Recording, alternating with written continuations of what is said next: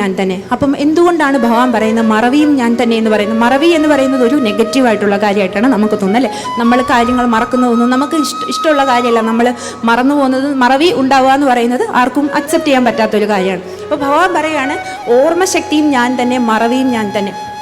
അപ്പോൾ മറവി എന്ന് പറയുന്നത് ഭഗവാൻ അല്ല എന്നുണ്ടായിരുന്നെങ്കിൽ, അതായത് നമ്മൾക്കിപ്പം, അതായത് 10 വർഷം മുമ്പ് നമ്മളുടെ ഏതെങ്കിലും ഒരു റിലേറ്റീവോ നമുക്ക് വളരെ ക്ലോസ് ആയിട്ടുള്ള ആരെങ്കിലും മരിച്ചു എന്ന് തന്നെ വെക്കാം, അല്ലെങ്കിൽ നമുക്ക് വളരെ ദുഃഖകരമായിട്ടുള്ള എന്തെങ്കിലും ഒരു കാര്യം 10 വർഷം മുമ്പ് നടന്നു എന്നിരിക്കും. നമുക്ക് മറവി എന്ന് പറയുന്ന ഒരു സംഭവം നമ്മുടെ ബ്രെയിനിൽ ഉണ്ടായിരുന്നില്ല എങ്കിൽ 10 വർഷം മുമ്പ് നമ്മൾ സങ്കടപ്പെട്ട പോലെ തന്നെ നമ്മൾ ഇപ്പോഴും അതേ രീതിയിൽ സങ്കടപ്പെടും. അതിൻ്റെ ഇടയിലുള്ള കാര്യങ്ങൾ നമ്മളുടെ കാര്യങ്ങളൊന്നും ചെയ്യത്തില്ല. ആ 10 വർഷം മുമ്പ് എങ്ങനെയാണോ നമ്മൾ ഏത് ഇൻറ്റൻസിറ്റിയിലാണോ സങ്കടപ്പെട്ടത് അതുപോലെ തന്നെ നമ്മൾ ഇപ്പോഴും സങ്കടപ്പെടും. അപ്പം ഭഗവാൻ പറയാണ് മറവിയും ഞാൻ തന്നെ. അപ്പം മറവിയും കൃഷ്ണൻ തന്നെയാണ്, മറവിയും ഓർമ്മശക്തിയും ഞാൻ തന്നെ. അപ്പം ജീവികളുടെ ഓർമ്മശക്തിയും ഞാൻ തന്നെ, മറവിയും ഞാൻ തന്നെ, ദഹനരസവും ഞാൻ തന്നെ.